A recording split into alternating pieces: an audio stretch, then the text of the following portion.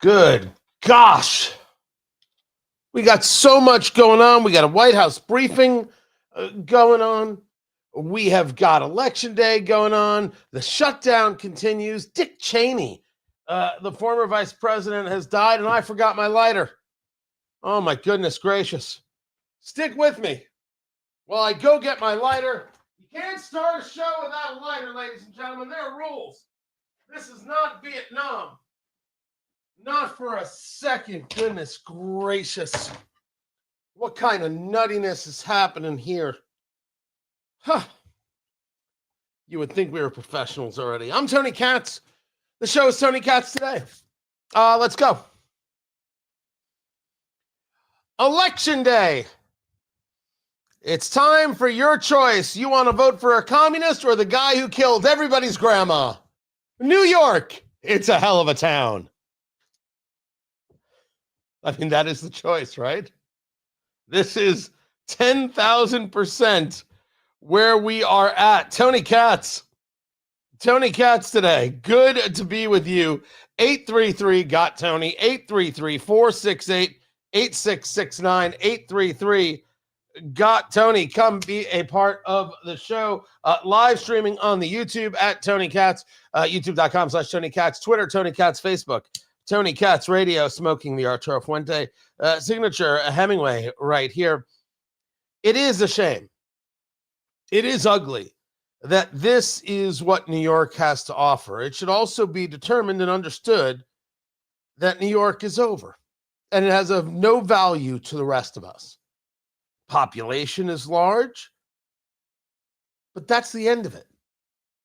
The idea of New York as the cultural touchstone, who are we kidding here? The idea that New York gives us the finest of anything. Who are we kidding here? Some things are uniquely New York. Broadway's a uniquely New York thing. To see a show on Broadway is different than seeing a show where I live. However, I love seeing a show where I live, and you might love it where you live. Wall Street? Wall Street is a term, not a place. Wall Street isn't necessary anymore. Everything you're doing right now, every bit of trading, it's on your phone. It's on your laptop. It's on your tablet. It's while you sit by the pool. It's while you watch the kids at the park, although you should be watching your kids at the park and not day trading, but you get my point. Fashion? Nah. Art? Tell me the art that has come out of New York in the past decade. Tell me about the important artists that have come from that place. No. It's over, Johnny. What does it matter anymore? And what does it matter when the city of New York cares so little for itself that its choices are a communist and a killer? Well, all right, that's redundant.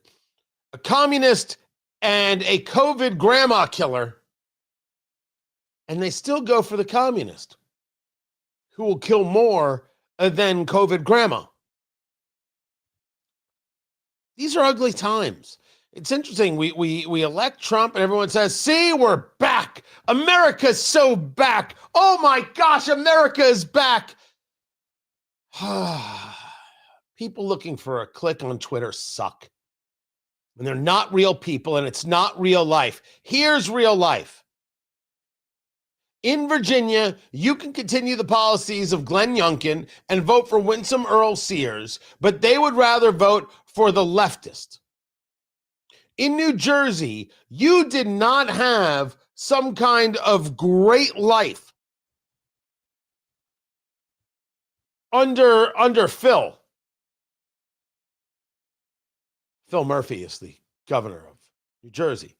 And so you elect another Democrat when you have the opportunity to get Jack Ciattarelli, who I think at least has a shot. New York, we already know what they're doing, how doomed they are, how much they hate themselves. Oh, in California, they're having an election to vote on Prop 50 because they want to engage redistricting. See, when they do it, It's about the future. When you do it, it's about a power grab. See how that works? I think it's important for us to recognize that the election of Trump didn't solve everything. I think it's important that all those nonsense influencers you see on the social media feeds, you ignore. Worthless lowlifes. Some of them might be nice people, but the idea of focusing on an influencer, we're so back. What do you mean we're so back? They're about to elect a Marxist in New York. What so back are we? And you don't think that's an inspiration to other Marxists in other places that are going to run in the Midwest? I would appreciate grown-ups in the room right about now and not some lowlife bastards just desperate to get another click. We've got a problem. Can we at least note this? Can we at least be honest about what it is that we're seeing? And how do we deal with it? How do we go about handling this? That's a great question. What is it that we're going to do? Well, let me start not with you and me. Let me start with not the voter. Let me start with Fox News and Newsmax. You guys know I used to do a bunch on Fox News. I haven't lately. I do a bunch now on Newsmax. I don't know why. It's just the way it is. I don't work in any one of these places. I don't get paid by any one of these people. If Fox called, I'd do a hit with them. Sure. I have no interest in punditry as a lifelong career. I had thought about and sought after back in the day being a contributor. I don't want to do that. I want to be a host, but I don't want to do what the other people are doing. I want to do my thing. And I don't think there's room for that. So I may have to create it differently. That's fine. You got to know who you are, and you got to know what you're not. And I was never willing to move to New York. And so you recognize in life that sometimes you sacrifice. And I absolutely said that sacrifice was worth it because I got to raise my family in a place that I thought was better for them. I'll take that choice every day of the week and never once apologize. Never, ever once. But now you're Fox News and now you're Newsmax. Why are you in New York? Why? Do the math. Because that's where the guests are? No, they're not. Because that's where you have all the infrastructure? The infrastructure can be moved. You are engaged in a city, and you want to keep yourself in a city that's going to elect a communist who doesn't believe in any level of policing, and you think you're safe? You think your guests are safe? You think that somehow this lasts forever? Why not be forward thinking? Chris Ruddy, Suzanne Scott, hey, Tony Katz, how are you? I'm not angry with you. I'm asking you why you're staying. It's time to go. You have to walk. Did Atlas Shrugged teach us nothing? The lights are going to go out. Do you really want to be there when it happens? And as a matter of practicality, it's not the center of the universe anymore. It's not even the center of America anymore. Those days are over. So why not make the move? Yes, I agree. It's going to cost real money to move. I don't know, 10 million, 50 million, 250 million. I don't know what it's going to cost to move. But yeah, you should go. I'm amazed that more states haven't been proactive at saying, hey, business, come here. Leave your crap ass politics. But business, come here. Come on over. Let's make this happen. I don't know why my state hasn't done it. I don't know why your state hasn't done it. But I would ask those companies, why would you stay?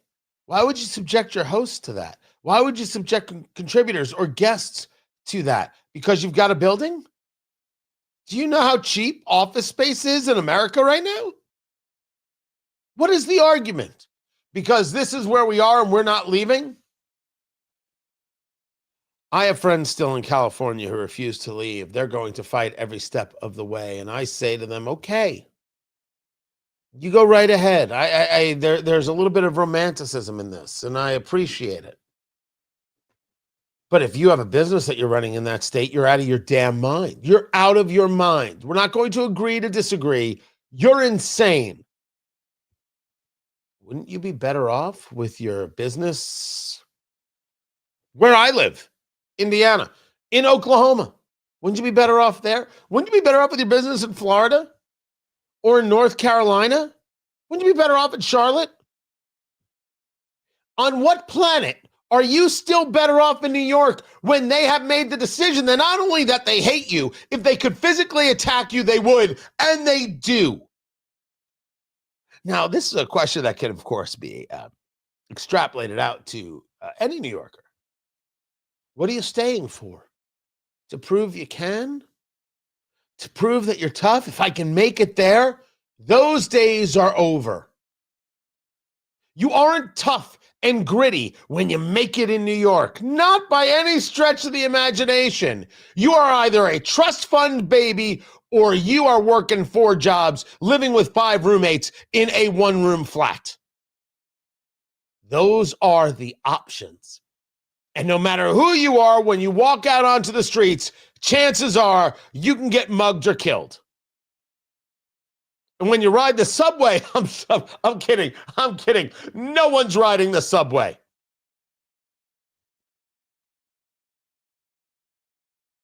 You think your business that you work at, you think that job you have is going to stick around? Do you think the business that you have, you're going to be able to keep the people? He's told you what's coming. Mamdani has told you what is coming. He has told you in no uncertain terms that he is a believer in wealth redistribution. Difference between a Democrat, a democratic socialist, and a communist. Well, I'm a democratic socialist who's also a Democrat. Right. And when I say I'm a democratic socialist, I explain it in the words of Dr. King from decades ago, who said that call it democracy or call it democratic socialism, there must be a better distribution of wealth for all of God's children in this country. Right. And what I actually find is that when you're speaking to New Yorkers, they ask you less how you describe your politics and more whether there's room for them in that politics. So it's all about the redistribution of wealth. A better distribution of wealth is the redistribution of wealth. And if it's the redistribution of wealth, it means they have to take somebody else's wealth and redistribute it. What person who makes any money is staying? What person stays? Why in the world? Why would you remain? And that question can be asked of the individual, and I do indeed ask it. But more, that question should be asked of people who are in the business of sharing stories, of the people who are most likely to be attacked, vilified. That's Fox News and Newsmax. Why are you staying? Chris Reddy, why are you staying? What's the plan? Business as usual? There is no business as usual. There can't be a business as usual. Because if you listen to Zoran Mamdani, the future mayor, in my view, of New York, there is no business. I don't know what they're going to do, but I don't know why they would stay. And every state should say the same. You're welcome to bring your business here. You're welcome to come here. But leave those crappy politics at the door. That stuff's garbage. We don't do that here. You're welcome to come, but you're not welcome to bring everything with you. Let's see what Newsmax and Fox do next. I'm Tony Katz, and this is Tony Katz Today.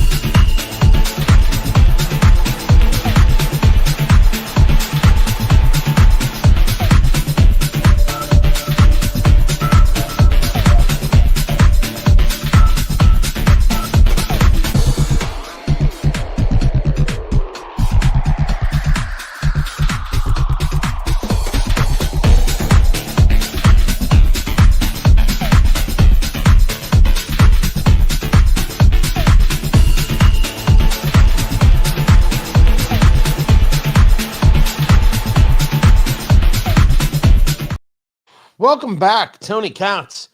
Tony Katz today. No, I don't think that was rough at all. I thought it was, it's the question. How can you stay? How possibly can you stay in New York? But we're going to watch the election results. I am going to live stream election results. Now, here's my plan. I think it's going to start at 7. I've got a meeting in downtown Indianapolis this afternoon, so I hope to be back. So my plan is not even here. I think I'm going to set up a different camera, and I'm going to turn on, and I'm going to watch results, and I'm going to drink bourbon and smoke cigars. So basically, just like what I do here. That's my plan. 7 p.m. Sound good? I don't know when the polls close. Can someone find out for me? When do the polls close in New York, New Jersey, Virginia? And I'm still saying 7. Let's say 7 p.m. And that's what we'll do. So I hope you'll join me. I don't think it's going to be a good election day. Do they close at 9 p.m. in New York? All right. So I'll still say 7.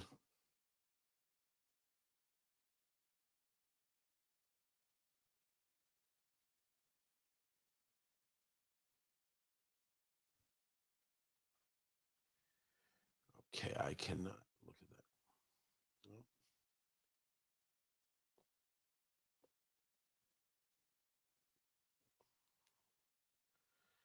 See, once again, my humidor is acting up. All right. We have to make some changes. No problem. No problem. I will do just that. Yeah, Virginia closed at 7. Thank you.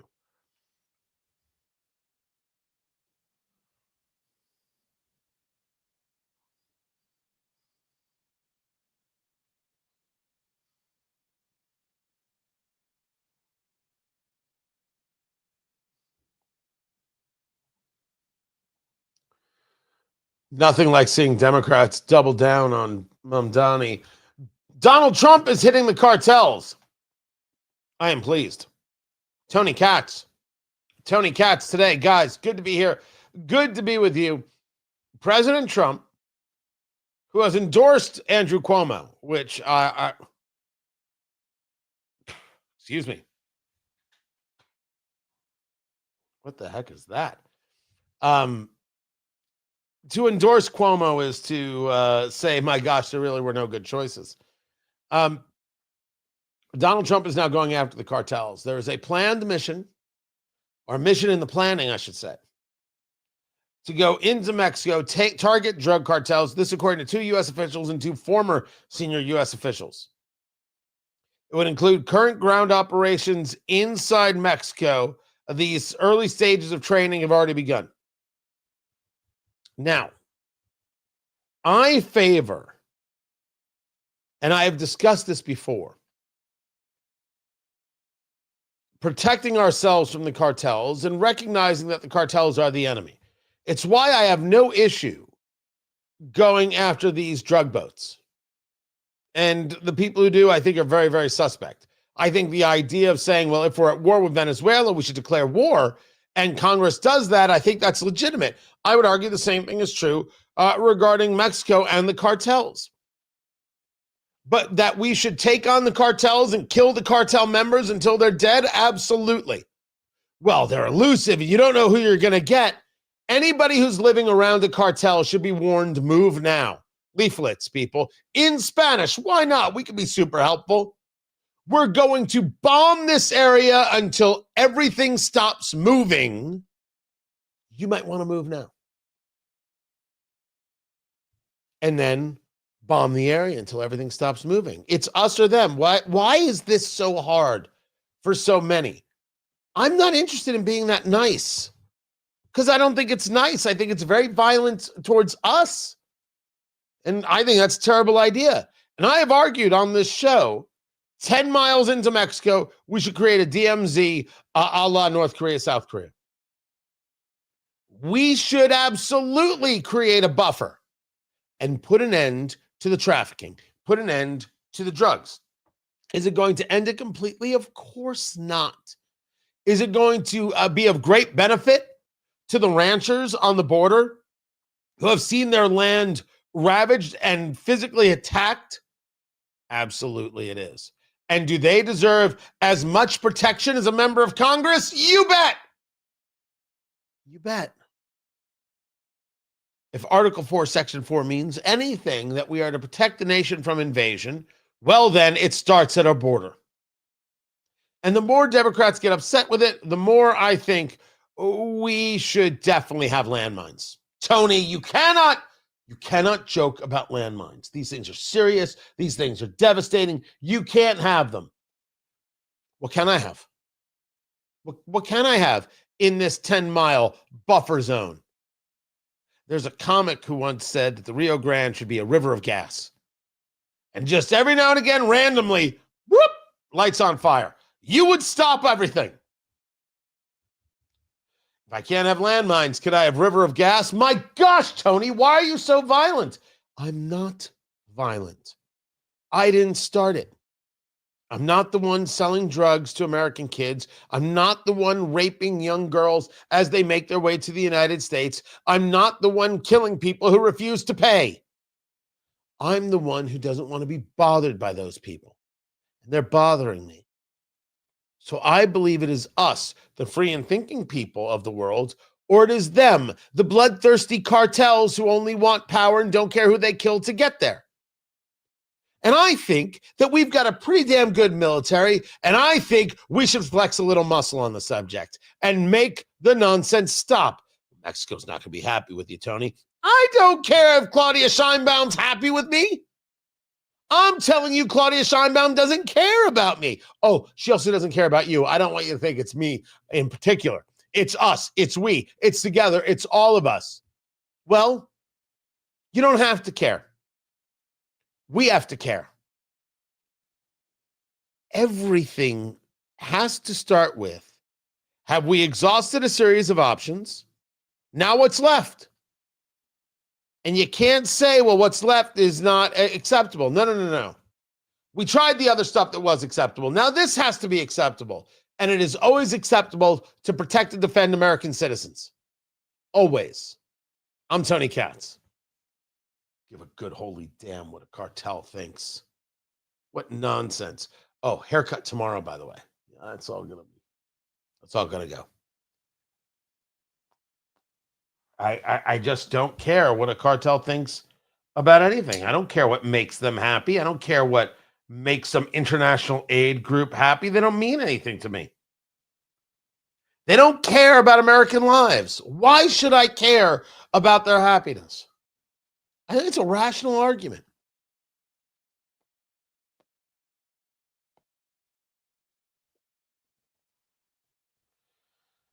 Yeah. All right. So what I'm figuring out with this humidor is it's going to require a little more adjustment than I thought. It hasn't in years past, but I think I can get a better result if I make some changes. Got it. What do you got for me? Let me know in the comments, and don't forget to head over to TonyKatz.com and subscribe. Hold on.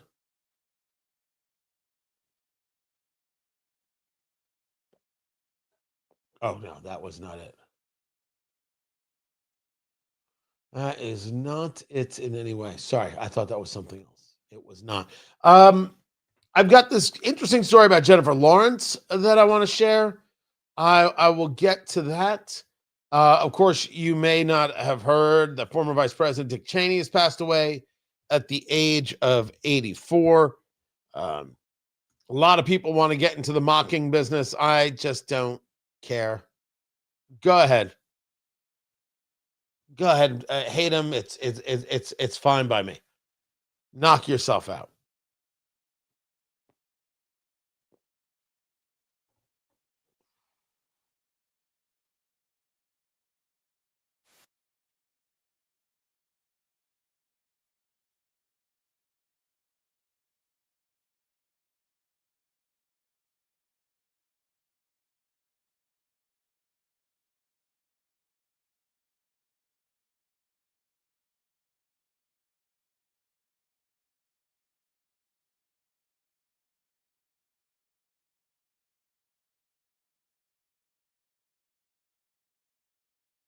There we go. All right. Good stuff to get to. Glad you guys are here. I'm just see a hunting joke about Dick Cheney. That's fine. He did shoot a man. That's fine. And thank you, D. Yeah, our election coverage was solid last year. This will be much more casual this evening.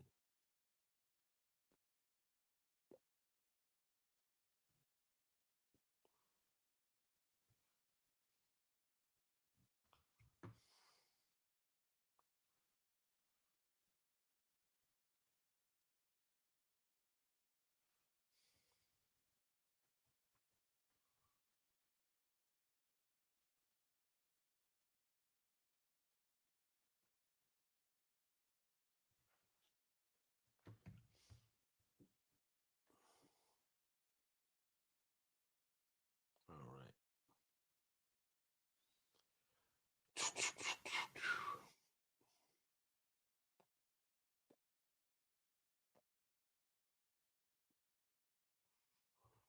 Very good.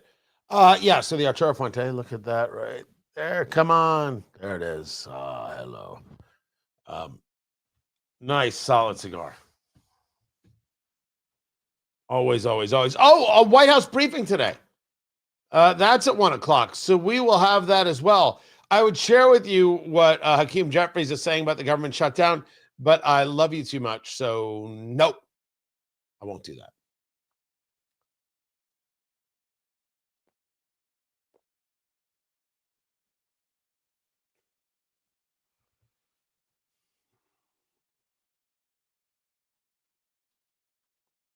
Dick Cheney passes away at the age of 84, former vice president of the United States. And that's right. Today was the day that Marjorie Taylor Greene went on The View. Oh, gosh. I wonder what Tucker's best friend has to say.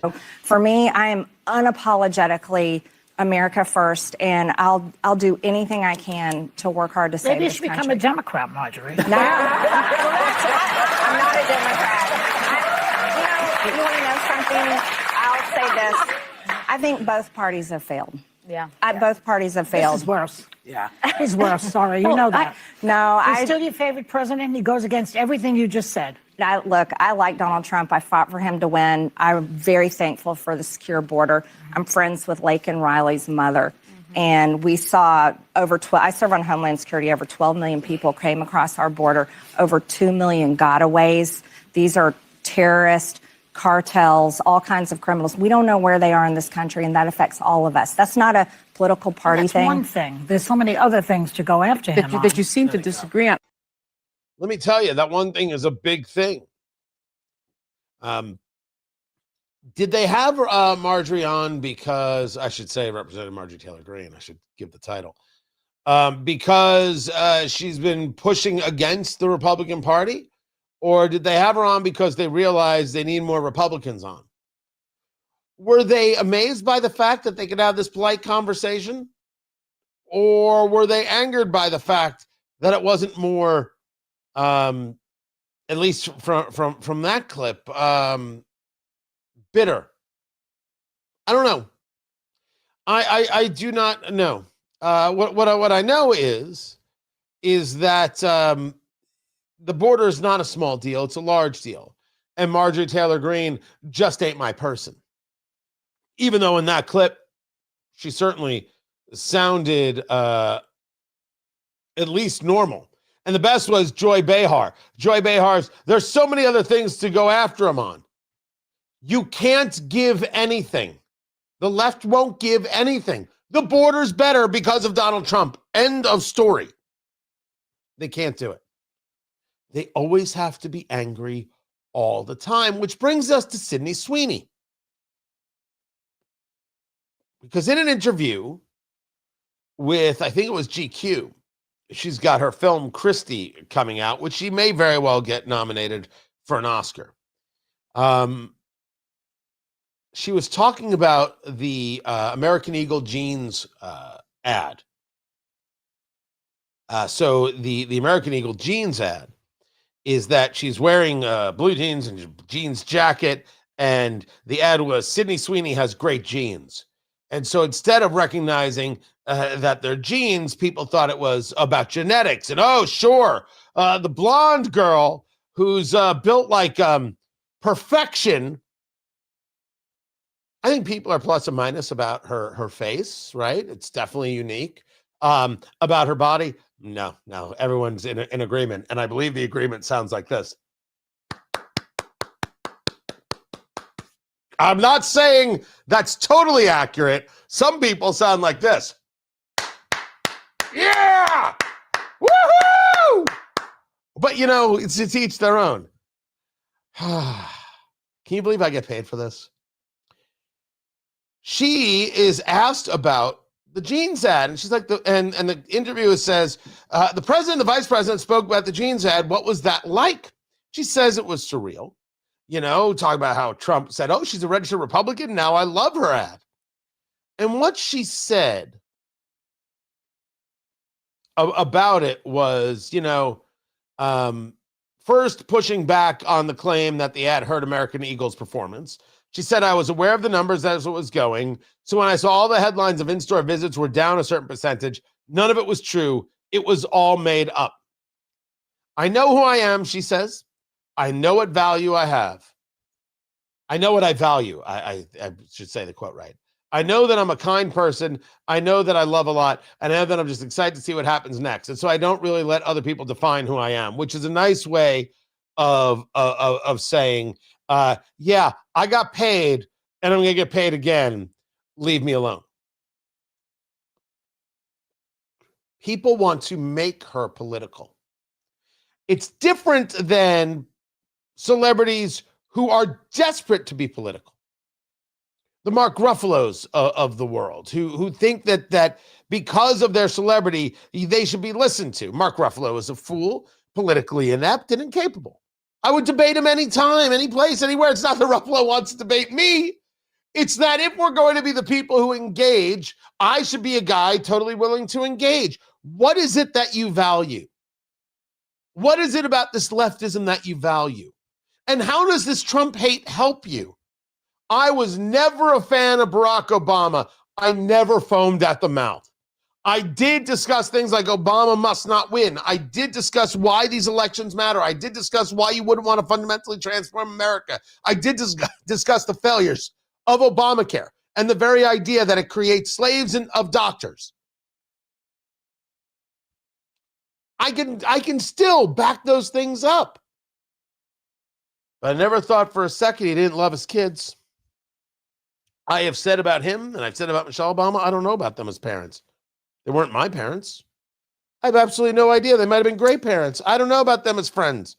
They're not my friends. They might have been great friends. They might have been terrific, wonderful friends. But I'm talking about him as president, absolute mess. And scandal-free, oh, honey, let's not do that. But there are plenty of celebrities who want to get political. Which brings us to an interview that was done in the New York Times with Jennifer Lawrence. And I thought this was a very, very interesting take.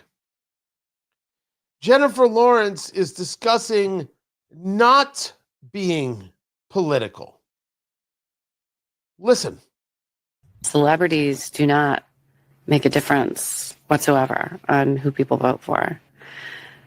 And so then what am I doing? I don't want to start turning people off to films and to art that could change consciousness or change the world because they don't like my political opinions. Let's take a moment to go back and listen to that.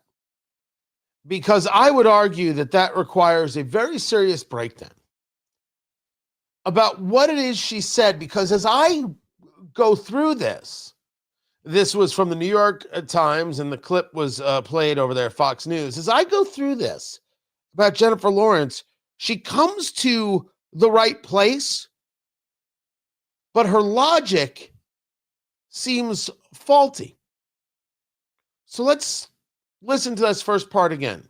Celebrities do not make a difference whatsoever on. That is not true. The idea that people of influence do not make a difference is simply untrue. They absolutely can make a difference. They can also be detrimental. They can also try and make a difference and engage in a detriment of themselves, be a detriment to themselves. So this starts with a statement that is categorically false. This idea that celebrities don't influence anything. Celebrities do not make a difference whatsoever on who people vote for. If Taylor Swift, if Selena Gomez said, vote for, it would make a difference. Now you say to me, Tony, Taylor Swift, there was a whole thing with Donald Trump, and Donald Trump said, I hate Taylor Swift, and Taylor Swift's sales went down, and this went down, she lost followers on social media, and it just proves that that's right. If Taylor Swift said, vote for Trump, everybody would be saying, oh my gosh, that's so great, it's going to help so much. You cannot make the statement that celebrities don't have influence. This is just faulty logic. It's a flat out lie. It's untrue. It's untrue. Because you tried to influence the election and you lost does not change the amount of influence.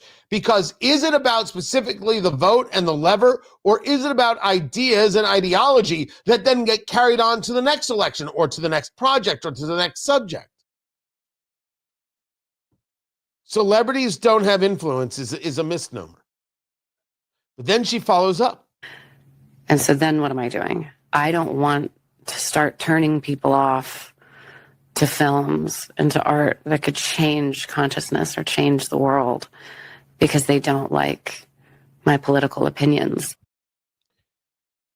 I think that it's probably a misread to think that your films change consciousness. I'm not trying to insult Jennifer Lawrence at all. I don't know her.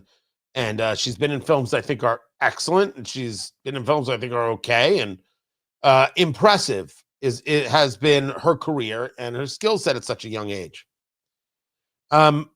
I think it would be more honest if you said, the only thing talking about my politics has impacted the box office negatively. And boy, do I not want that. And you know who else doesn't want that? The key grip. All the guys who are below the line. You know who doesn't want you talking about the politics? The stuntman. Because all stunt people, nearly to a person, are conservatives. Well, of course they are. They put their lives on the line every day. It is quite amazing. They're conservatives. And when you mouth off like, what was the chick from, was it Cinderella Ziegler? Rachel Ziegler? You're destroying them who've worked so hard on the film. Now you're like, oh, they already got paid. Well, it means maybe less films will get made because you're turning people off to the movies. You want the movie to be a success. You're on a successful film. It helps. So they do want you to not. They want you to just act. Just do the thing. Be the box office draw. Sure. But the idea that it's because you don't want to keep people from seeing the brilliance of your film. So you as a celebrity can't change hearts and minds, but your film is going to do that. Well, let me write the ballads of a nation. I care not who makes the laws. That's Plato, isn't it? Yeah, I mean, that's very true. Politics is downstream of culture. It's 1,000% accurate. So she gets to the place where, you know what, I shouldn't talk about politics because it's going to help the career. It's going to help the box office. But how she got there seems to be all jumbled up. Maybe I should just be thankful that she got there to begin with. I think it's a better place for you. But you shouldn't, if you really want to speak out, you can just accept that there might be a negative to it as well as a positive. Or an either or. This is Tony Katz today.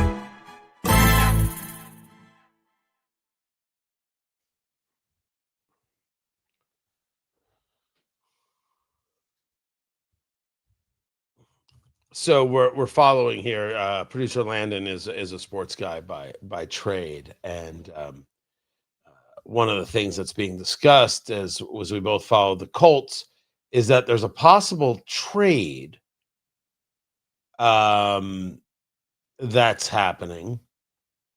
And by the way, Sauce Gardner just had a concussion. That the Colts might be getting cornerback Sauce Gardner from the Jets. The problem is Sauce Gardner. I'm not opposed to him. I'm not opposed to that kind of help on the defensive side of the ball. But I don't know about this, because there's a talk about first round draft picks.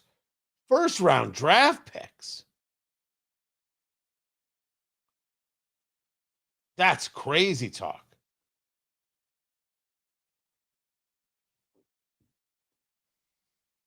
So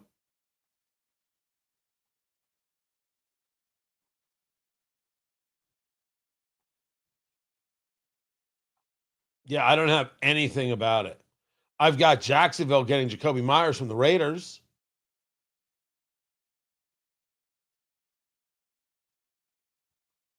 I don't need Ian Rappaport's damn tweet. I'm just saying what is.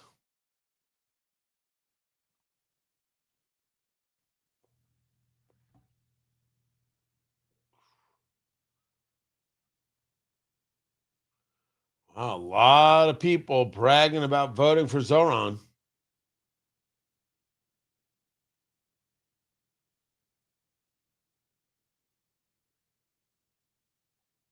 I don't know which comic that is.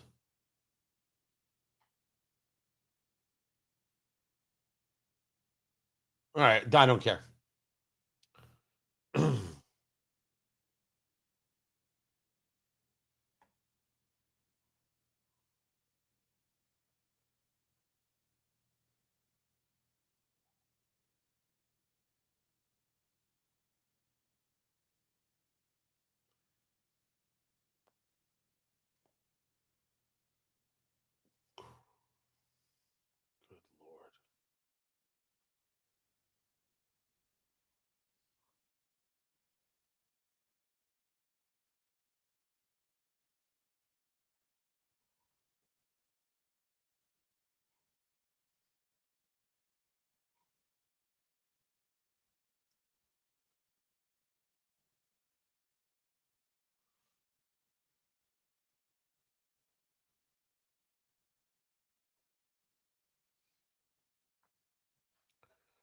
So we've got government shutdown, right?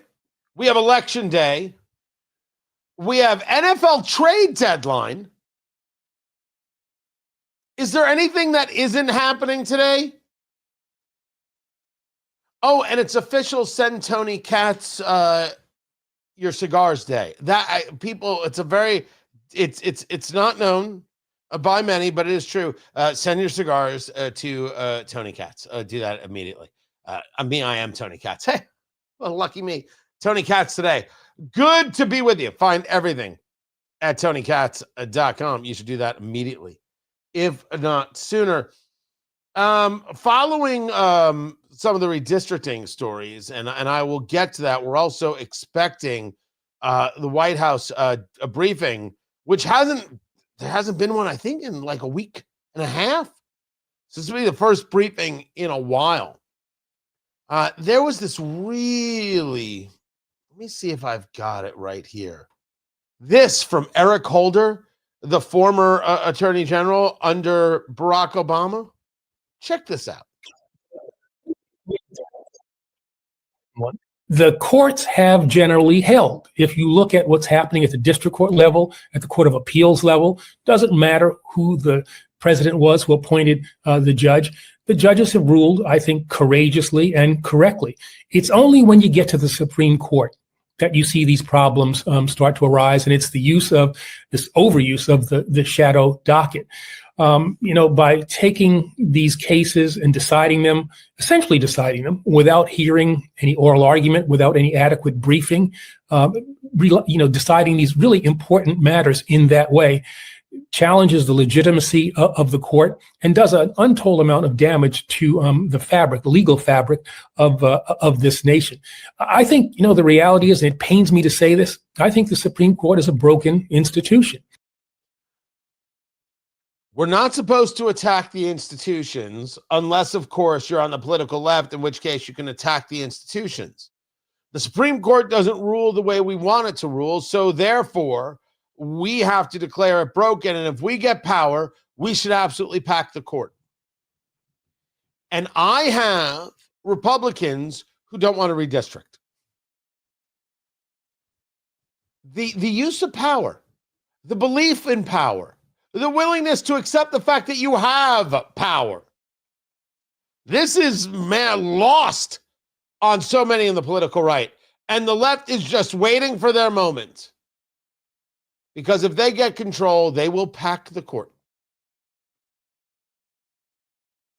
They don't believe in the America you and I believe in. They believe in the fundamental transformation. And every time they want to fundamentally transform, it's worse for us. Just facts. This is Tony Katz today.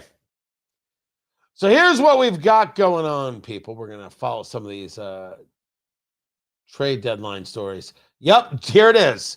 The New York Jets sending Sauce Gardner, to Indianapolis for a pair of first-round draft picks?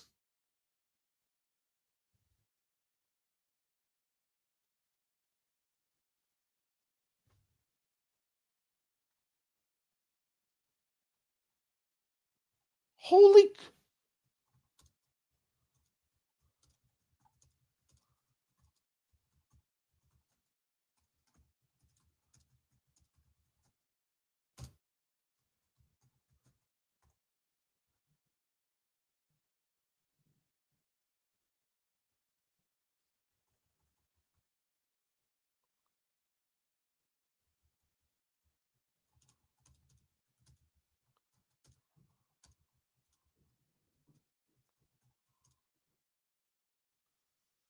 Wow. Wow.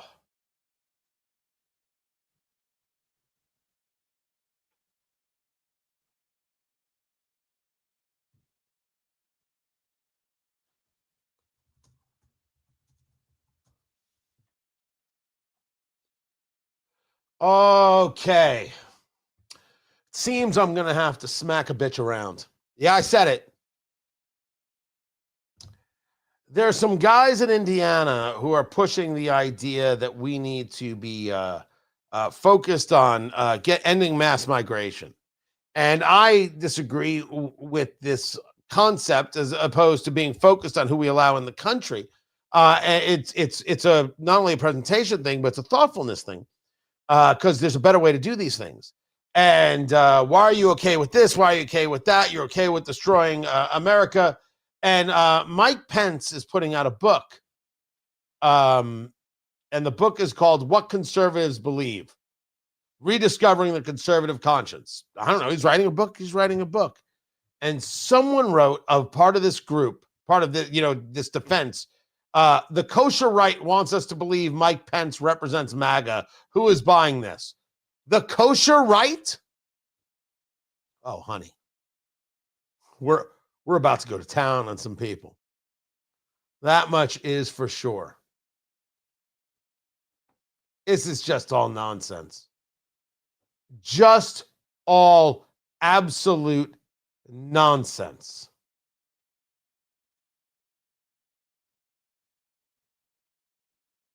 The kosher right. Huh.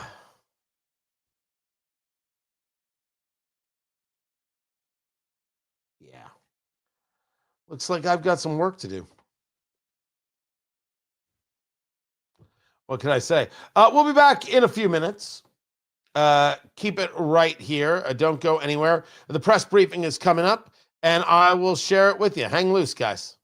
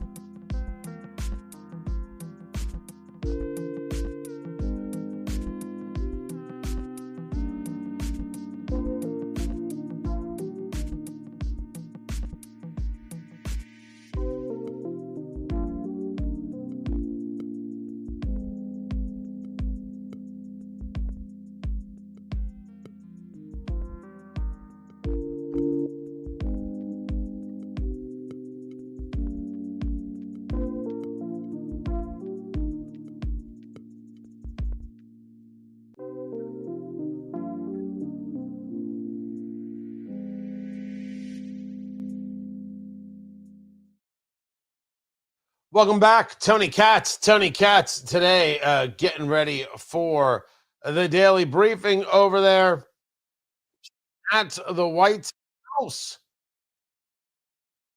Look at that. Let's see where everybody is.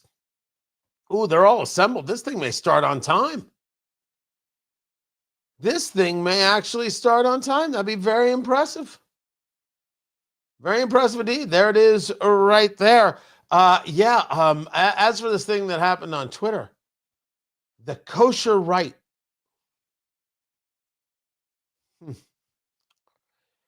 So here's the difference, guys. The anti-Semitism that you're seeing, the pseudo-intellectual nature of Tucker Carlson's arguments and the defense of bigotry, And the flat out, this isn't Israel hate at this stage of the game. The kosher right isn't about Israel. The political right is having this thing happen where there are people who want this to be a standard of conservatism, and conservatives are saying no. The liberals never did this. The liberals brought in anti-Semitism. I mean, virulent Jew haters like Rashida Tlaib and Ilhan Omar. And the Democrats, instead of dealing with it, they said, oh, it's fine. They looked the other way. They excused. They approved. It's not happening on the right. So some people are going to say, look at how the right is in all disarray and look at all the anti-Semitism. What I see is a fight against it that I never saw from the Democrats, never once, never, ever. I'm a conservative. I have not changed at all. And the more I watch the left, the more I realize I'm in a pretty good place. And there are people on my side who recognize that this bigotry is nuts. And you can't win elections that way. It's not valuable. It's not even telling a good story.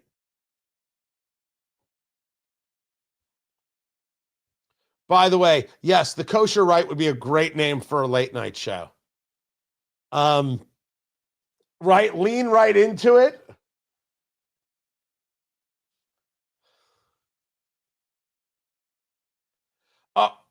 Hold on, Landon, I'm sorry. Can I explain why Jews are voting for Mamdani? Oh, sure. No. I can't.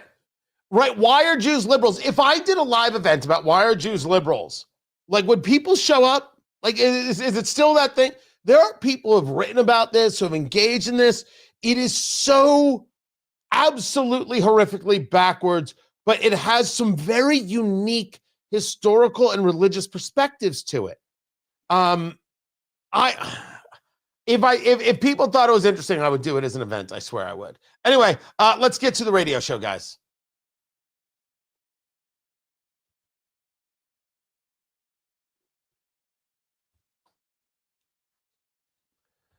White House press briefing is coming up. NFL trade line is making everybody crazy, including me. Including me because, I'm in Indianapolis. And the Colts traded 2 first-round draft picks for cornerback Sauce Gardner of the New York Jets. I don't know what to do with that. We traded A.D. Mitchell? No way. Oh, that's brutal.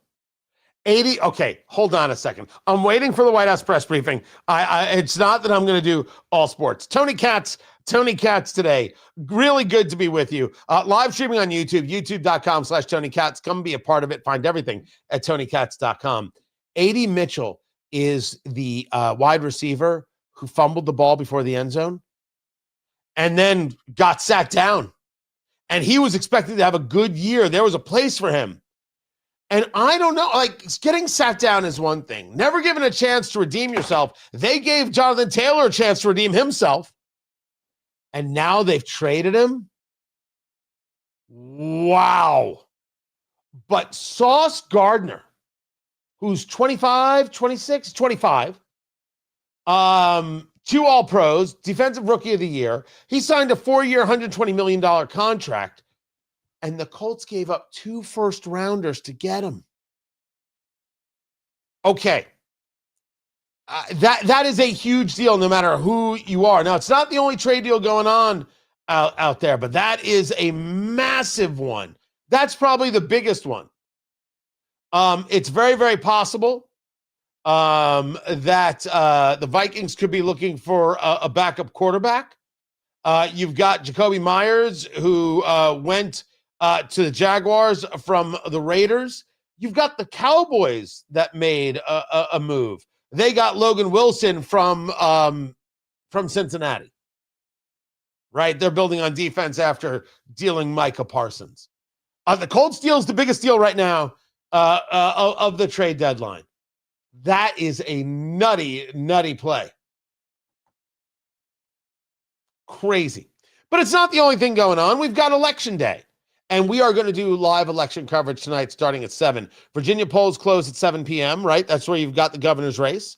The New Jersey polls close at 8 p.m. You got a governor's race. The New York polls close at 9 p.m. That's the mayor's race. And then, of course, I won't be staying up late enough to see what happens with Proposition 50 in California when that's about redistricting. So you've got a fair amount of stuff happening and going on, and there's a real conversation to be had here about the very idea of power, which is going to take us back to a conversation that exists regarding Eric Holder. That's going to be a big, big talk. And of course, we have that the White House has taken the rest of the money they have available for SNAP and are giving out partial SNAP benefits. A judge ruled, hey, you have to give out the SNAP benefits. And the White House said, it takes $8 billion. We've got about $5 billion. We can't give out partial benefits, so we're not giving them out. The judge said, you have to. And the White House said, oh, okay. I don't actually know how that is supposed to work. I don't. I have no idea how it's supposed to be handled in this way. What I know is Donald Trump is the worst king America has ever had. I was told no kings. I was told no kings. We do not have kings. And Donald Trump thinks himself a king, and he's acting like a king. A court said you have to hand out the money, and he said, are you sure? And they said, yep. And he said, okay. Kings don't do that. It's just another great example of the level of nonsense that is engaged. The level of nonsense and lies and fraud and deceit that the left puts out there to gin up hate against Trump. I mean, I have said it before. I'll say it again. They are desperate for another lone wolf to take a shot at the man. That's my take. What else could all of this possibly mean? How else could it possibly play out? Why else would you say these things? For what reason? For what purpose? It's clear. It's obvious. There is no there is no proper response to what it is they're saying other than they want to do harm to the president. Physical harm. Just don't know how that isn't obvious. But here he is paying it out. So you're going to continue this whole king thing? You can continue this whole king conversation. The answer is yes, they are. Because they think it works and their base likes it, so why not? The fact that it's dishonest, the fact that it doesn't connect to the reality that we see, that they don't care about that. I'm hoping that you do, and I'm hoping that independents do. The White House press briefing set to begin. I will bring it to you. Keep it right here. This is Tony Katz Today.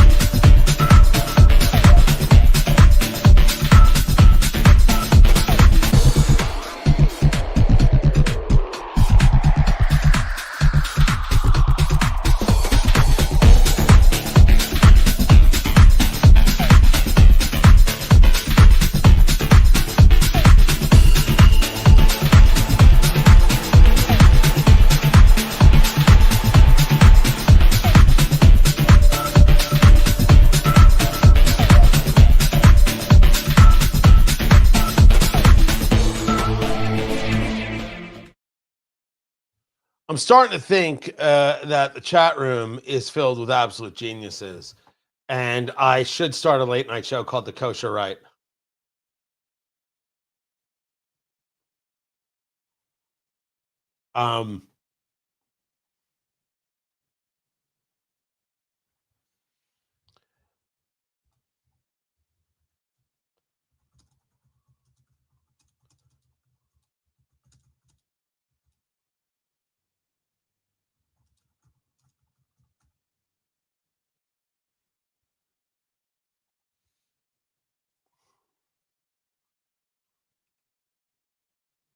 Yeah, interesting. Interesting. So waiting on the press briefing, which has not started yet. Let everybody know that we are out here doing this thing.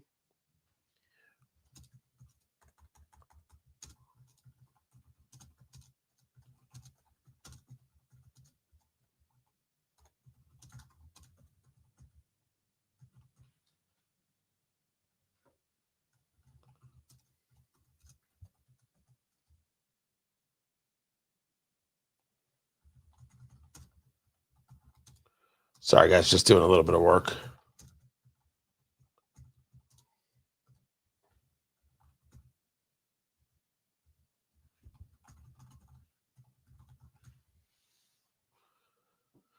There we go.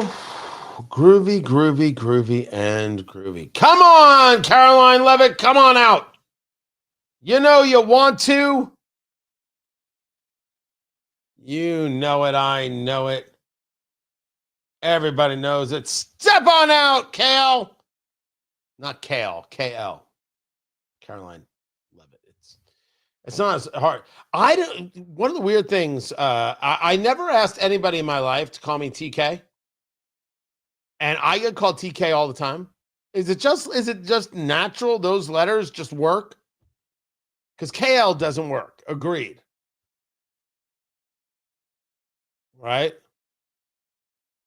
Or is it like a JLaw thing? You call her Kalev. Still doesn't work.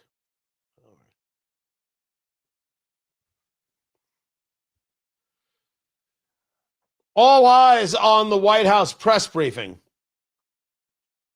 You've got a shutdown to consider. We're on day 35 of the shutdown. And there was this amazing bit of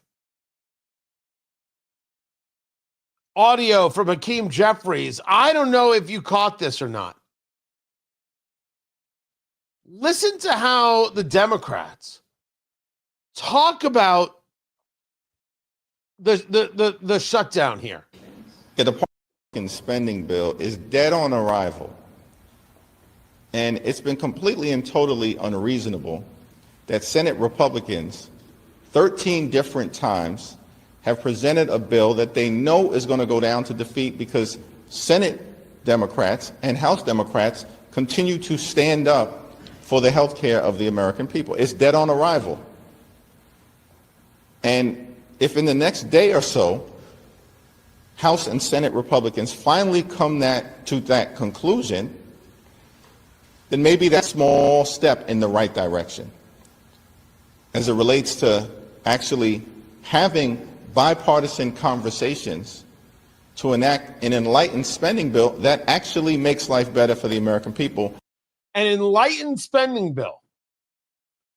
I mean, it really is something else. To hear him engage in this way, when Republicans hold firm, they're killing children. When Democrats hold firm, it's enlightened. Good gosh. That is remarkable. And it goes to, I think, a larger point, which is about how does one hold firm? And what Republicans are most horrific at. Republicans are not good at the fight. They've never been good at the fight. They're awful at it. And I think, and I will get into, one of the most amazing things that has taken place thus far is how it is that Republicans have been holding and in unification on, we passed the continuing resolution. It's up to the Democrats to vote for this thing. What do you want from us? Which is why I'm bothered with Trump with this nonstop and the filibuster and the filibuster.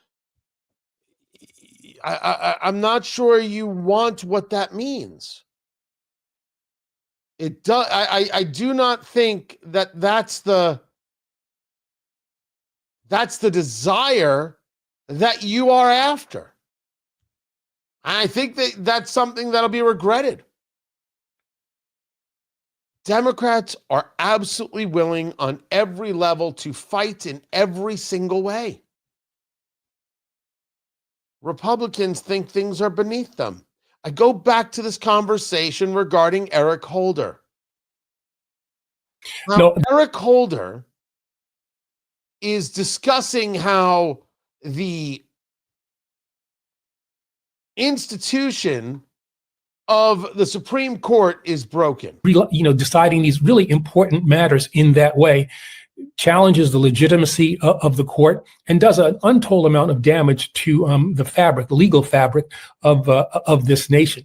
I think, the reality is, and it pains me to say this, I think the Supreme Court is a broken institution. And it's something that has to be, I think, a part of the national conversation in 26 and in 28. What are we going to do about the Supreme Court? And I think that we have to think about, again, talking about the acquisition and the use of power. If there is a Democratic trifecta in 2028, and I think the possibility of that is pretty good, Supreme Court reform is something that has to be considered. Term limits, I think, at a minimum, potentially expanding the court is something I think that also should be considered. Democrats have no issue with using their power, and Republicans are ashamed of their power. This is a problem. Every Republican needs to listen to what I'm saying here. If you tell me, yeah, but they're not doing it right, this is what they're doing. Redistricting is a legal process and a political process. They want to pack the court. They're telling you they're going to do it. They're telling you how they want to change it. They're telling you that they demand fealty and they demand to own you. They don't believe in a system by which, if you don't like the redistricting, you can vote out your state legislator and have other people in there who make create a map more to your liking. No map is fair. No congressional map is fair. Fair does not exist. The political entity in charge drew a map that they thought would best be helpful or give them the least amount of heartache. One or the other, you decide. But it wasn't done on fairness. It was done in self-interest. It's not unconstitutional to do mid-decade redistricting. No matter what some leftist tells you, it's not unconstitutional. That's a lie. My gosh. Do we need civics lessons in the United States? But they will do anything.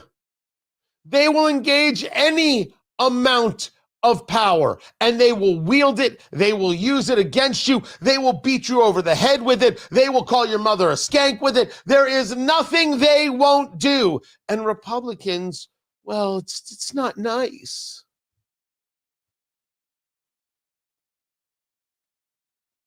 I'm not interested in being nice. It's a legal process. What are we talking about? I didn't say invent a process. I didn't say spy on Americans. I didn't say take away people's voting rights. Well, this is going to disenfranchise people. No, it won't. How in the world could it possibly disenfranchise people if you could still get to the polls?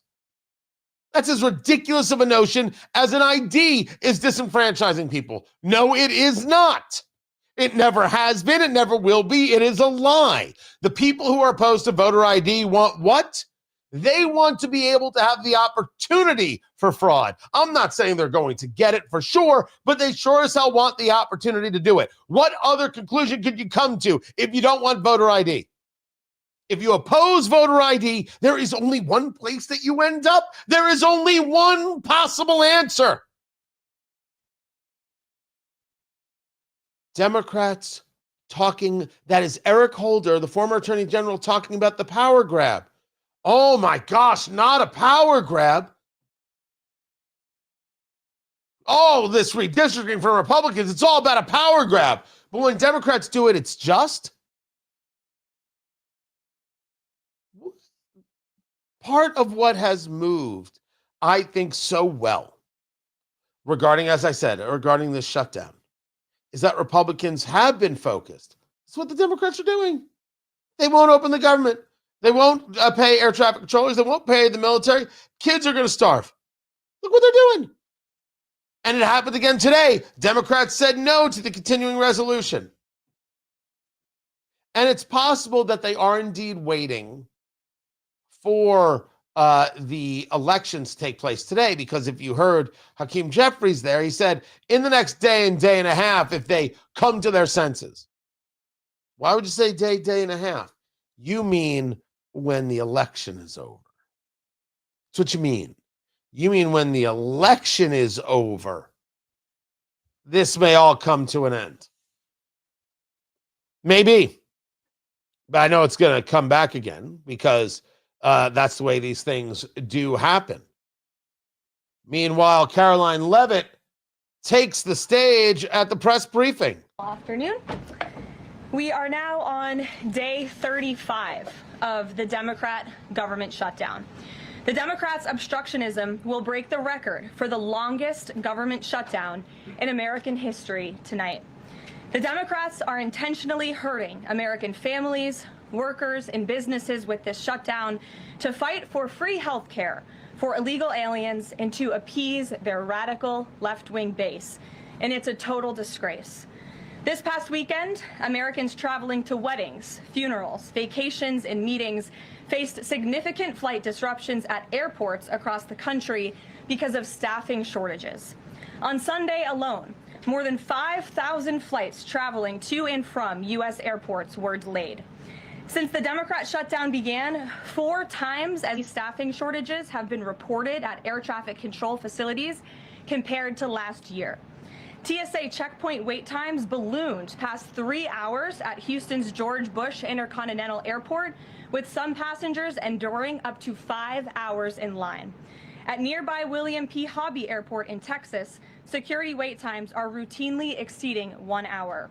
More than 13,000 air traffic controllers are continuing to work without pay. Because of the Democrats, these men and women who keep our airspace safe and moving will miss a second paycheck in a row this Friday if Democrats refuse to open the government. Let me be clear to our incredible air traffic controllers across the country.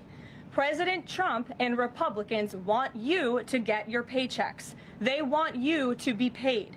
Please call on your Democrat senators and tell them to side with President Trump and Republicans to vote to reopen the government. Our nation's 4 largest airlines, United, Delta, American, and Southwest, have now all endorsed the Republican, nonpartisan, clean funding bill to end the government shutdown. Applying the pressure Major the best you unions, can. collectively representing tens of thousands of pilots, have also joined the airlines in calling on Democrats to pass the clean, nonpartisan CR. The travel industry is also imploring Democrats to end the shutdown and reopen the government. Nearly 500 companies and groups in the travel business, including casinos, hotels, and convention bureaus, signed a public letter warning that America's travel economy has already lost $4 billion due to this Democrat shutdown, and they have called for the Republican CR to be passed, saying Americans expect and deserve a fully functioning federal government during the peak holiday travel season. Never before have we seen private industry and union leadership so unified on the same issue, rallying behind Republicans in such a vocal way. The Democrats have completely lost the plot. They are endangering the safety, prosperity, and livelihoods of millions of Americans. It's well past time Democrats do what they did 13 times under Joe Biden and pass the clean funding bill extension. I think it's gross that we needed 13 continuing resolutions under Joe Biden or whoever was running the country. Karoline Leavitt will continue the press briefing. I'm going to bring it to you. Streaming live, youtube.com/Tony Katz. Subscribe and be a part of it. I've got more coming up, guys. Stay right where you are. This is Tony Katz Today. Let's take it back to Karoline Leavitt, shall we? Poll on November 5th. The president secured a mandate to make America great again, and he has delivered in record time. Never before have we had a president who has kept their promises like President Trump has. I'd like to go over a few of those with you. In less than 10 short months, President Trump signed the largest middle-class tax cut in history, including no tax on tips, overtime, and Social Security to put more money back into the pockets of the American people. The president ended the southern border invasion of the Biden administration, made our border the most secure in history, and he is carrying out the largest mass deportation campaign of illegal aliens in our nation's history to protect our homeland, just as promised. President Trump has aggressively taken on drug cartels by declaring them as foreign terrorist organizations and even blowing up narco-terrorists who have tried to poison the American people with fentanyl and other illegal narcotics. President Trump defeated the Biden inflation crisis, and he continues to implement a pro-growth, America First economic agenda to make America affordable again, and we are seeing the results of that every day. Inflation has remained low and steady, averaging just 2.5% compared to the painful average of 5% under Biden, and we know it was historically higher than that for most of President Biden's term. Meanwhile, real private sector wages are on track to rise by almost $1,500 since President Trump took office, a significant change to the Biden years where private sector wages declined and were being wiped out by inflation. President Trump has ended the reckless war on American energy and unleashed energy dominance, with gas prices now plummeting to their lowest average levels in more than 4 years. President Trump implemented powerful tariffs to rebalance America's trade deals, protect American workers, and returning our country to be a manufacturing superpower once again. As a result, the president has secured trillions and trillions of dollars in private and foreign investments into the United States, which are creating high-paying jobs for the greatest workforce in the world. The president has restored America's place as the leader of the free world through his unwavering peace through strength foreign policy that has already ended 8 wars and counting. And the president ended illegal DEI initiatives in our federal government and is returning our country to a merit-based society based on common sense. President Trump protected opportunities for women and girls to compete safely and fairly by continuing to keep men out of women's sports. Americans have a president who works tirelessly, literally 24/7, to improve their lives and make our country better than it has ever been before.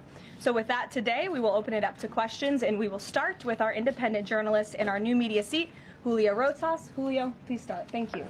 Thanks, Caroline. So over the weekend in Mexico, a mayor in Michoacan, Carlos Manso, he was assassinated while celebrating Dia de Muertos with his family. His assassination has sparked a lot of outrage. A lot of Mexicans are very upset. They're blaming President Claudia Sheinbaum for not taking the cartel threat seriously enough. Yesterday, she said that, once again, she's not going to allow any foreign military intervention to take on the cartels on Mexican soil, and that Mexico is not going to pursue a drug war similar to what they've done in the past. So my question is President Trump satisfied with Claudia Sheinbaum's approach to cartels? And if not, has Manso's assassination kind of opened up some new options for the United States to pursue regarding cartels? Well, first of all, with respect to this specific news item and this alleged assassination that took place in Mexico, I know the Trump administration, we are aware of that, and of course we condemn all political violence anywhere in all forms. As for Claudia Sheinbaum and the president's relationship with her, I think he has a lot of respect for her as president of Mexico, and he also really appreciates the coordination that she has provided to the Trump administration. I can't speak for her and what she's doing internally in her country. I can speak for the president in saying we are continually pushing Mexico to do more to tackle the drug trafficking and the drug cartels within their country, and we are working with them in any way that we can. And the president has obviously used the full range of executive options in his authorities to crack down on drug trafficking at our southern border. and to designate these cartels as foreign terrorist organizations and additional actions as well. Just one more question. Sure. So at the Antifa roundtable that we were at just last month, myself and the other panelists made the recommendation to the president for, speaking of foreign terrorist organizations, to have Antifa not just be domestic terrorist organization, but be designated as a foreign terrorist organization since they have cells in other countries. He mentioned to Secretary Rubio, because he was in the room at the time, to look into that. So I just wanted to see if there's an update on that. Sure. That process is most definitely taking place. I don't have any announcements for you on that today, but White House press briefing continues. I'm Tony Katz. This is Tony Katz Today. The question was about Mexico and cartels from Julio Rosas, who is with Town Hall. Very, very nice guy. Very, very good reporter. Gets into the thick of things. We'll take it around the horn and see what the press is asking about, starting with Jackie Heinrich of Fox. The Trump administration has taken to intimidate voters with baseless allegations of voter fraud as a means of trying to repress the voice of Americans across this country. I want to give you a chance to respond to that. Yeah, I saw those comments from Mamdani. I think they are completely irresponsible, and they are based on zero evidence. And I think this is just another example of how the Democrat Party unfortunately stands for nothing. All they stand against is President Donald Trump. And I think it's quite sad to see that we have someone at the top of the ticket on an election day today saying such things about the president when he obviously had absolutely nothing to do with those threats. And on the shutdown, Democrats have been pretty quiet about the president's push for the nuclear option, terminating the filibuster. Is there any concern around here that Democrats might actually want Republicans to get rid of the filibuster so that one day when they're in power again, the door's already open for them to pack the Supreme Court, give statehood to D.C. and Puerto Rico, make mail-in balloting permanent, those kinds of things? I think the president has been very realistic and strong in his position on the filibuster. He's been very vocal about it. I just spoke to him about it. He feels really strongly about this. Republicans need to play tough and they need to play smart. That's how the president feels. And we know that Democrats, if they are ever given a chance at power again in this city, they will absolutely take away the filibuster from the United States Senate. In fact, you had 49 Democrats who already voted to do this before. The only reason it did not move forward was because you had 2 Democrats who are no longer in office because they were run out of town by the far left radical base of their party. And so President Trump is quite clear on this. He wants to see Republicans move as many good pieces of legislation for our country forward in the next 3 years of his administration as they possibly can. And the filibuster is one means to doing that. Yes, but you have to ask yourself what it means on the other side. And that's the whole argument. It's not that I have this hard kind of feel that we shouldn't get rid of the filibuster, but rather, what does it mean? And what is the tool's purpose and where the value is? And I do not believe that when you are winning an argument with America, even though there's a lot of pain happening, that you give up a tool that is going to be necessary for you if things don't go your way. I don't think that's what you want to do. And I think that the president's insistence on getting rid of the filibuster is, well, based on the idea that everybody's in line and everybody's on board for whatever's coming next. And I don't know if that's true. And I don't know if there's a real thought to what happens if you get rid of it, what happens to you in 2026. How does that, it just pops back into play? Democrats don't just get rid of it? This is, of course, again, the conversation of politics in general. Yes, Democrats would get rid of the filibuster any chance that they had. Does that mean that we do it? Just because they want something doesn't mean you don't do it or do it. It means what is best for the policies that will best move the nation. That requires a little bit of thought and not just some reaction to something specific at the moment. Back to the press secretary. Food who need this assistance from the United States government. Democrats are holding it up and making it difficult for the administration to get those payments out the door. So if you are at home and you want your SNAP benefits, call the Democrats and tell them to reopen the government. Blocking that contingency fund for the future if this shutdown lingers on? Look, the president does not want to have to continue to dip into a contingency fund that doesn't even have enough money, by the way, to fund the full program. It takes $9 billion to get the full scale of the benefits out the door. This contingency fund only has about $5 billion in it. So again, Democrats need to reopen the government so we can get these benefits out the door for people who truly need them.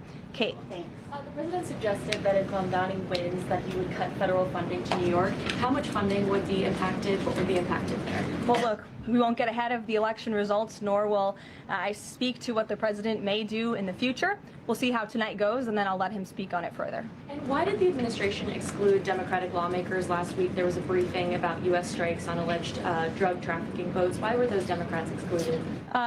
The administration has briefed Congress on these matters 8 separate times, and Democrats have been included in those briefings. In fact, I know that Secretary Rubio will be on Capitol Hill tomorrow to brief the Gang of 12, which includes Democrats as well. So the president's made it very clear, if senators want to understand the administration's operations against narco drug traffickers, we are very happy to speak with them about that, and we will continue to do so. But this news came out yesterday that President Trump has ordered more briefings to members of Congress about what's happening with Venezuela, what's going on with the cartels, that there is a reason for these things happening. All these things are happening above board. It isn't going to change those members of Congress who are saying, you're engaged in a war against Venezuela, and you don't get to do that without us. We declare war, not you.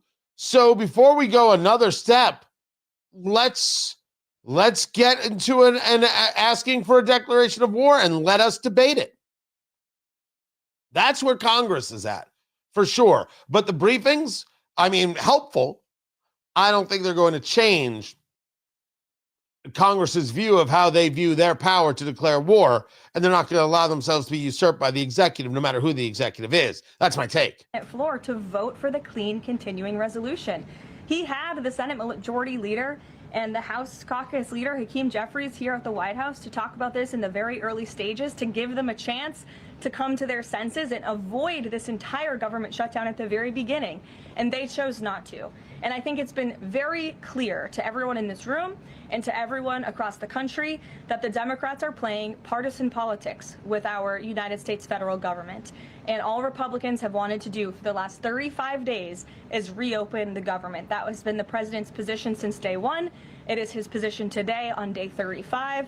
And all we need are 5 common sense Democrats with have a little bit of courage and come to the table and vote with Republicans. I saw Senator John Fetterman on television last night saying that he hopes more folks in his party will step up. And we certainly agree with him on that point. Sure. Karoline, the president posted on True Social that the voting underway in California is, quote, rigged. What evidence does he have of that, and what does it mean that mail-in ballots in that state are under legal and criminal review? By whom and why? And also, in this vein, does the White House still plan to issue an executive order banning mail-in voting, and what legal authority do you have to do that? The White House is working on an executive order to strengthen our elections in this country and to ensure that there cannot be blatant fraud, as we've seen in California with their universal mail-in voting system. It's absolutely true that there's fraud in California's elections. It's just a fact. It is just a fact. They have a universal mail-in voting system, which we know is ripe for fraud. And if you want to deny that, I'm happy to provide you all of the evidence ripe for fraud is different than saying that there is fraud. These are two different things. Fraudulent ballots that are being mailed in the names of other people, in the names of illegal aliens who shouldn't be voting in American elections. There's countless examples, and we'd be happy to provide them. As for executive action the White House is taking, yes, we are looking into that. And like any executive order, of course, any executive order the president signs is within his full executive authority and within the confines of the law. Stephen. Thank you, Caroline. I've got 2 questions I'd like to ask you about New York, but first I'd like to ask you about breaking news from the Attorney General. She revealed just about an hour ago that the Biden Justice Department seized President Trump's official first-term phone and subpoenaed his private phone records. Do you have a reaction to that? And also, do we know if they actually got those private call records? I saw the Attorney General's post on that. For additional questions, I would refer you to the Department of Justice, but I think this is just further evidence of the egregious overreach and weaponization of government that took place under the previous White House against then former President and now President Donald J. Trump. It was a clear effort by the Biden White House and the Biden DOJ to go after the president, and this is just further evidence of that. New York, we've seen the president's messages that he's put out, but could you describe how he's feeling as a New Yorker watching this election? He lives in Florida, Well, not New York. The president is a New Yorker, and he loves New York. It is his home. He talks about that all of the time, and he's made his thoughts on this election quite clear, I think, himself. That's true enough. He said yesterday, listen, you got to vote for Cuomo. There's nothing else you can do. That's what he said about the New York election. Curtis Sliwa must not be happy at all. You got to vote for Cuomo. You got to keep this commie out of office. What else are you going to do? Basically, is what President Trump said. More from Karoline Leavitt coming up. White House press briefing continues. This is Tony Katz Today. Let's take it back to Karoline Leavitt. It's sometimes a little long-winded, but sometimes good info. Middle East, he made the historic decision to lift sanctions on Syria to give them a real chance at peace. And I think the administration, we've seen good progress on that front under their new leadership. And so he will be here at the White House on Monday, and I'll let the president speak further on it on Monday.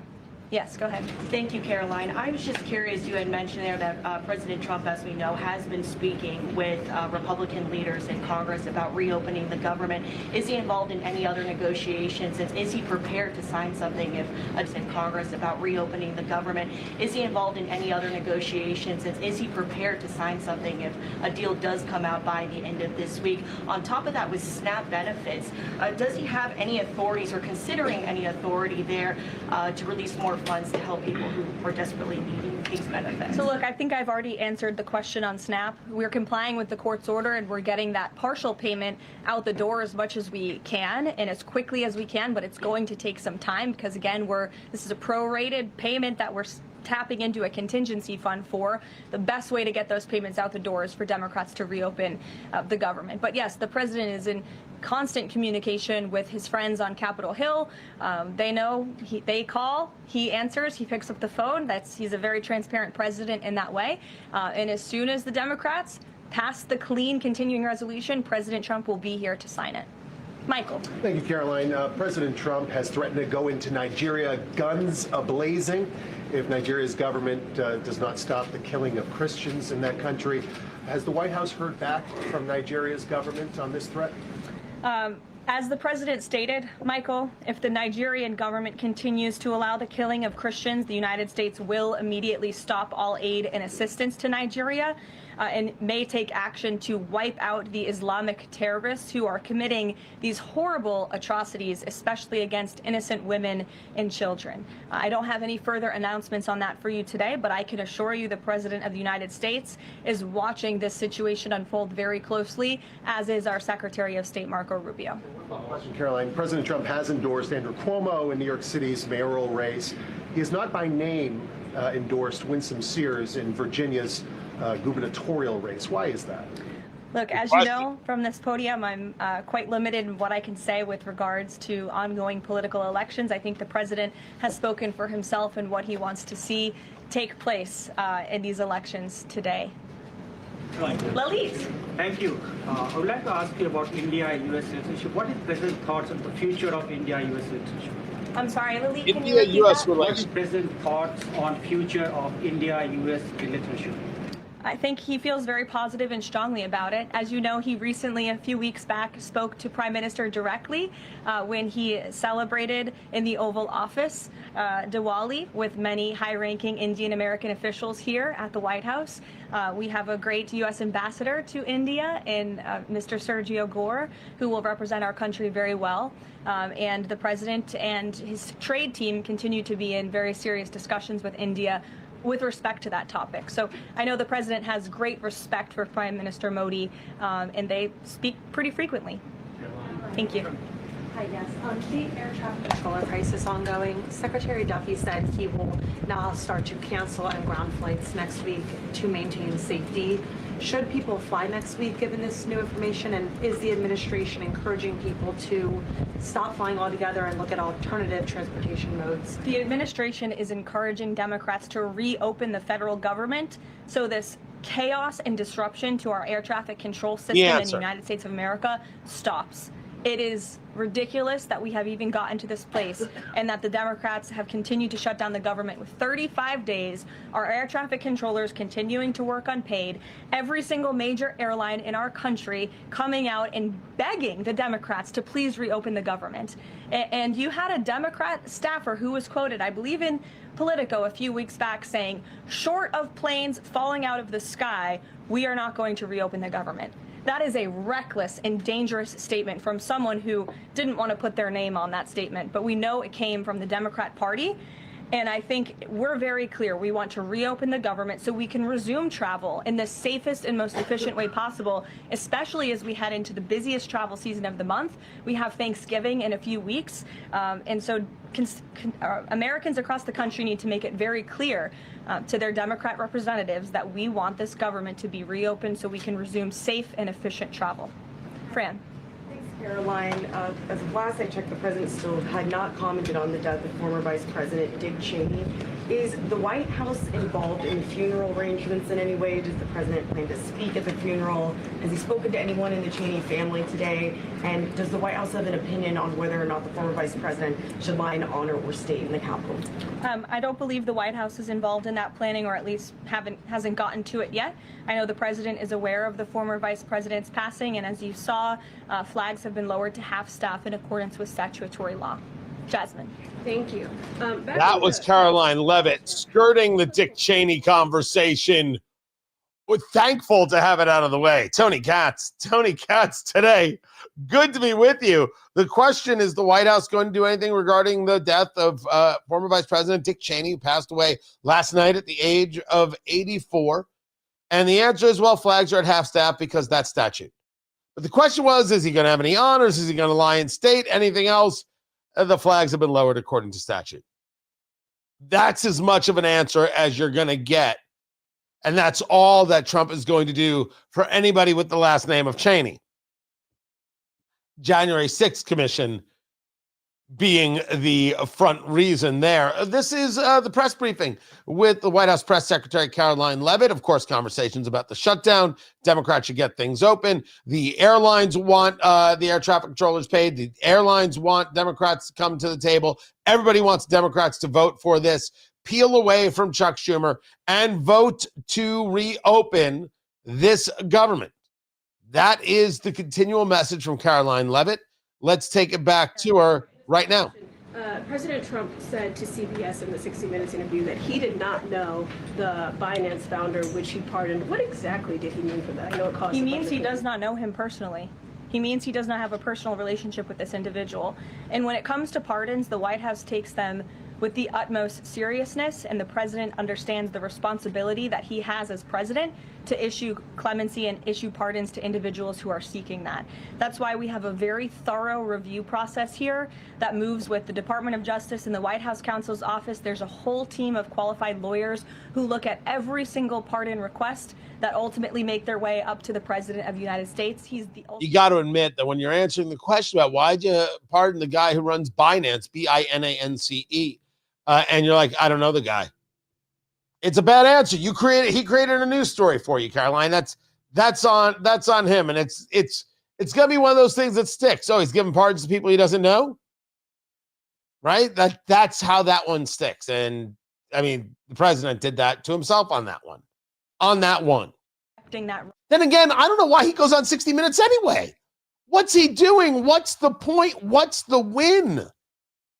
But it does say this, man, the guy will talk to anyone. It's unbelievable. You said that the White House is open to discussing that with Democrats, but what would that discussion even be? There was a law the president signed in 2019.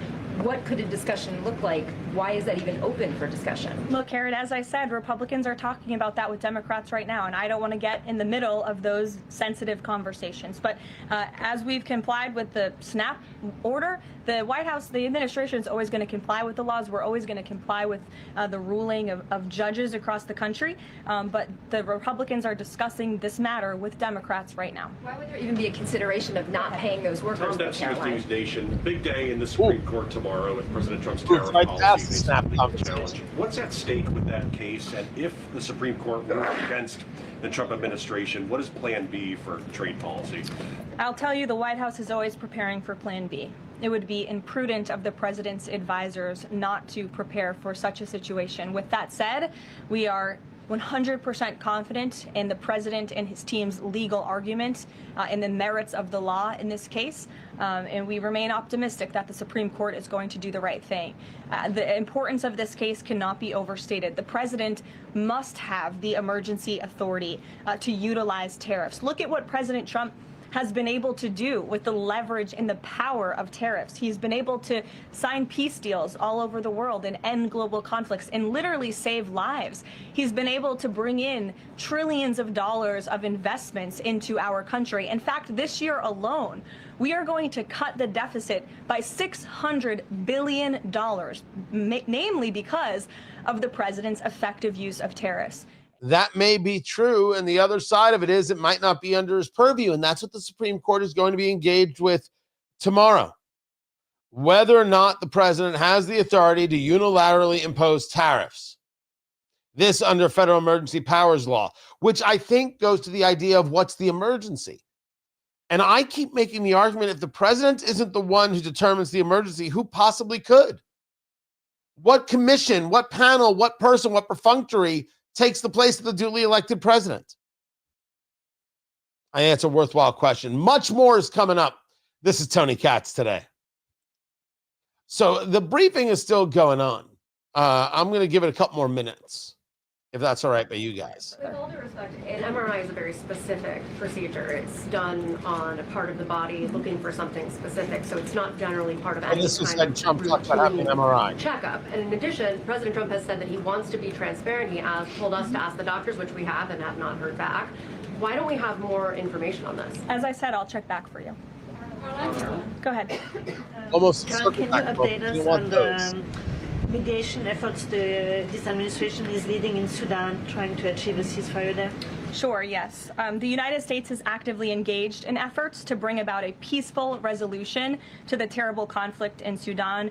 We remain committed to working with our international partners, including Quad members, Egypt, Saudi Arabia, the UAE, as well as others, to lead a negotiated peace process that addresses both the immediate humanitarian crisis and the longer-term political challenges. I actually spoke with Secretary Rubio about this morning, as of course there's been, kind of an uptick in recent reporting on the matter, and he assured me that the administration is very much engaged. We're in pretty frequent communication with those Arab partners that I just mentioned, and we want to see this conflict come to a peaceful end, just as we have with so many others, but the reality is it's a very complicated situation on the ground right now. Yes. Hi, yes. Just trying to go back into the subject of Mexico. Is the Trump administration planning to send U.S. troops to Mexico to combat drug cartels, as reported by other outlets? That's not something I would confirm from this podium if it were happening, so I will not comment on that. Eamon. Thank you, Karoline. Why did the president decide not to go to the Supreme Court tomorrow? He'd indicated earlier that he might want to go and attend in person. Yeah. Now he's saying he's not going to go. Why? The president did have an interest in attending the Supreme Court hearing tomorrow, as I just expressed how important it is to him, the administration, and the country, this case. But he is traveling to Miami tomorrow, as you all know, to give an economic address with the mayor of Miami and many global business leaders to talk about his historic success with the economy over the past 10 months and talk about sort of where we are headed as a country in terms of our economy. So he'll be traveling tomorrow on the road in Miami. That's why he won't be here, but Secretary Scott Bessent will be in attendance at the hearing tomorrow at the request of the president. Trump at the Supreme Court would be amazing for the high-end NVIDIA chips to China, but the Wall Street Journal reported yesterday that there was some question about whether the president would raise this as a possible concession with the Chinese side during his meeting with Xi Jinping. So does the White House consider NVIDIA chip exports to China to be a closed issue right now, or is this an ongoing negotiation between the United States, China, and NVIDIA at this point? The president has made his position on this very clear, both to the Chinese and also to all of you. He's answered this question directly. As for the most advanced chips, the Blackwell chip, that's not something we're interested in selling to China at this time. Annie? Correct. I will dig into that, by the way. We should not be even considering the selling of chips to China. We'd be out of our heads if we did. We'd be nuts to give that kind of power to our enemy, and they are our enemy, beyond dangerous. Guys, I appreciate you very, very much. Got to run from the live stream. The radio show continues at WIBC.com. You are appreciated. I'm back tomorrow. Really looking forward to it. Glad you guys were here. Hope you enjoyed. Don't forget to go to TonyKatz.com and subscribe there. And, of course, YouTube.com/TonyKatz. Make it happen. Thank you guys so very much. I'll catch you tomorrow. Take care.